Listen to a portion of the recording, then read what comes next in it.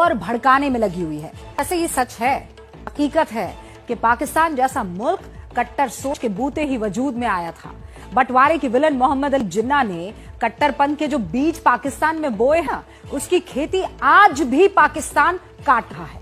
वैसे तो पाकिस्तान में मजहबी मजलिसें लगाना, तेजाबी तकरीरें करना, ये मौलानाओं का काम है, रूटीन का काम है। लेकिन अब तो ये कट्टरवाद के मिशन को पाकिस्तान के क्रिकेटर्स भी आगे बढ़ा रहे हैं। दुनिया ये जानती है कि पाकिस्तान के फॉर्मर क्रिकेटर्स कट्टर विचारों के लिए बहुत बदनाम रहे हैं, खासे बदनाम रहे हैं। लेकिन अब इस लिस्ट में नया नाम जुड़ा है पाकिस्तान के ओपनर बल्लेबाज मोहम्मद रिजवान का। कैसे पाकिस्तान क्रिकेट में कट्टरवाद लेकर आया और कैसे पाकिस्तान खिलाड़ी मैदान छोड़कर मजहबी मजलिसों में मौलानाओं की तरह कट्टर सोच की तालीम दे रहे हैं, इस रिपोर्ट से समझिए।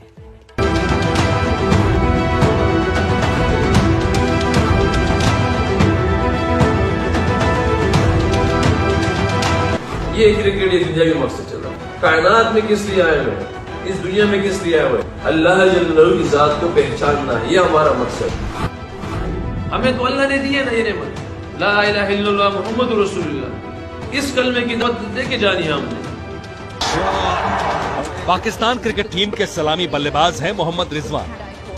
बात अक्टूबर 2021 की है। भारत पाकिस्तान के बीच T20 का मुकाबला खेला गया।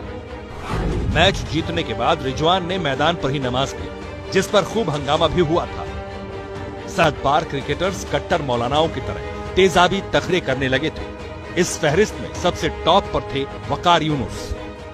और सबसे अच्छी बात जो रिजवान ने की कि फिर उसने माशाल्लाह उसने ग्राउंड में खड़े होकर नमाज पढ़ी, जो कि हिंदुओं के बीच में खड़े होकर। So that was really something very very special for me.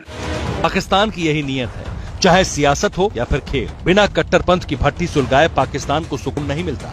लेकिन हैरत तो ये है कि इस मिशन को आगे बढ़ाने का ठेका पाकिस्तान के मौजूदा क्रिकेटर्स ने लिया है, जो कट्टरवाद की पैरवी भी करते हैं और उसके हिमायती भी हैं।